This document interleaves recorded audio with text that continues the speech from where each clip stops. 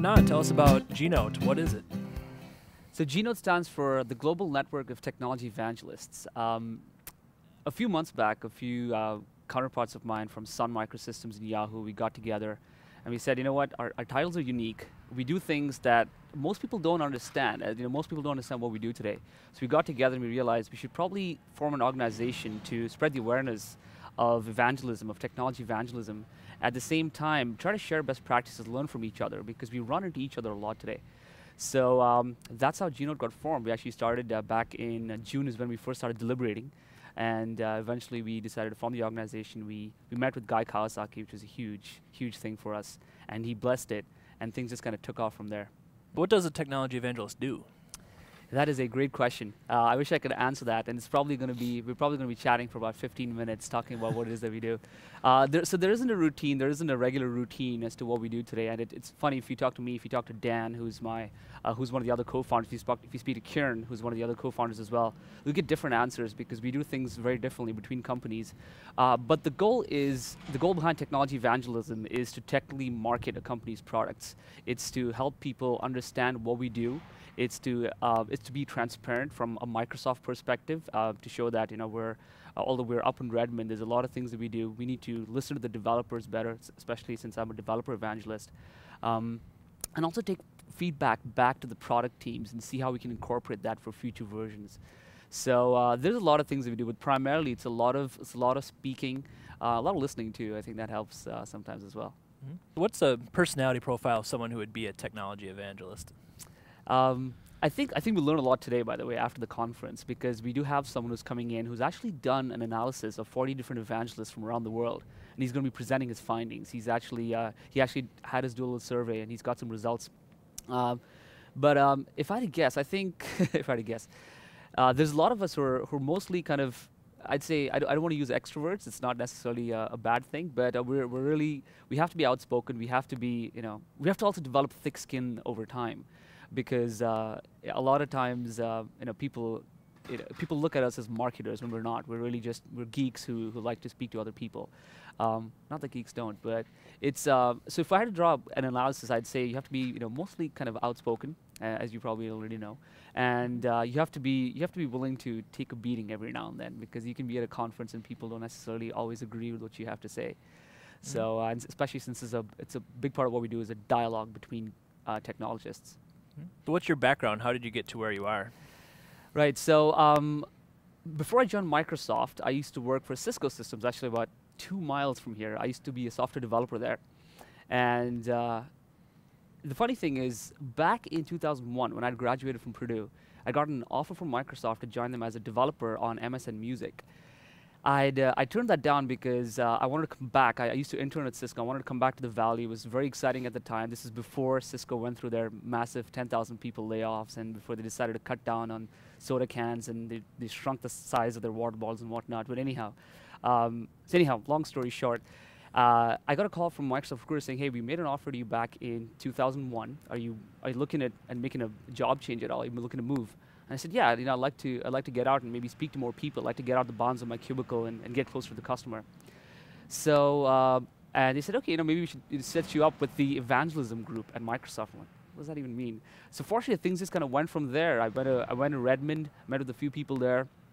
I went to Vegas, where my team was having a meeting, and they had me present in front of a few people, and I just bombed it. I don't even remember what I said. I think it was supposed to be around 8 minutes long, and just like, verbal diarrhea, just blathering nonstop. I don't even know what I said. It was so funny. I don't even know why they recruited me.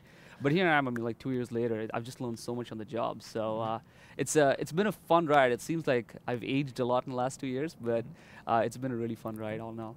Who within a company does a technology evangelist report to? Again, great question. I think it depends. Again, if you speak to different evangelists today, and I think you're planning on speaking to a few of them today, you'll get different answers. But Microsoft initially started off their evangelism group from within. They were part of one of the core technology teams, especially part of the Windows team up in Redmond, and I'm pretty sure that's how it started. But soon we realized that we actually need to get out of bounds. We need to get out of Redmond, and we need to get closer to the customers. So the group grew a lot, and it started. This was actually the whole project was kind of Sanjay Parthasarathi, who's one of he's our head, he's God, if I may, right? Because if you're an evangelist, I guess he's God. And initially, we all used to kind of report into him, and then he said, "All right, let's scale this out. Let's make sure we're connected with the field. We're better connected with the customers." And that's how we got into the field, really. So that means, I'm local, for example. I live here in the Valley. I live in San Francisco, and so to answer your question, I report into this chain that eventually kind of falls into the sales and marketing organization of Microsoft. But I must say that I don't sell anything. I don't carry a quota. All that is complete gibberish to me. I'm very technical in nature, and I can also, I can market if someone puts a gun to my head. But I'll most likely have to pay the person to buy something from me. That's how it works. So I'm a horrible marketer or seller. But yeah, to answer your question, so I report into the sales and marketing org. But for example, I know some evangelists at Yahoo, it depends on the product they're evangelizing. They end up reporting into the organization that that sells, or I'm sorry, that develops that particular product. So, but I could be wrong. It depends on the company. What do you hope to get out of GNote? Well, initially, what we want to do is, I think it's funny how things have kind of fallen together in the last few months. We actually use a lot of evangelism best practices, if I may, to evangelize an evangelism conference. In fact, my co-founders and I were having a chat earlier. We said every time the word evangelist or evangelism gets thrown around, we're going to take a shot of something today, which means we're going to be pretty drunk by the end of the day. But in any case, initially we're going to start off by, the goal here was to basically get people together, technology enthusiasts, influentials, people who are just very crazy, who are kind of crazy about technology. There's a lot of people who do that today in the Valley. But the goal eventually is to have a network of evangelists, is to foster the concept of evangelism in the industry. When I go out and I hand my business card to someone, I don't want them to think that, hey, what does this guy do? What does an evangelist really mean? And secondly, we're also trying to work with academia to see if we can grow the concept in there a little bit, see if the next time Microsoft has an evangelist opening, the person who gets called for this job isn't going to be completely caught off guard. And another thing we want to do is, and I guess this kind of comes back to fostering evangelism, but I think we want to have a network of evangelists, especially with. In fact, I met a couple of people here from Beijing. I met some people here from France. There's someone here from Toronto. When I fly, I travel a lot on my job. When I go to another place, and if I want to meet with someone and geek out with them, who better to speak to than a technology evangelist from that particular region? So that's another thing that we're hoping will come out of this as well. We'll have a network so that we can be friends with each other, and we can connect with each other on a periodic basis, learn from each other. And I think over time, one other thing we're going to realize, and I'm sure you're in the same boat that I am, is we want to understand what the career path is for this. I mean, when you look at a software developer today, there's several routes that they can go. You look at a program manager, a developer manager, whatever the case may be. There's a career path that's kind of been hashed out over the last 10 or 15 years. And since evangelism is well, it's kind of new. I think Guy Kawasaki kicked things off, but since then it's been kind of there have been spurts of evangelism motions, but there hasn't been a path defined around this. And that's one thing we're hoping that folks from outside the industry can come in and tell us, okay, you're doing this today.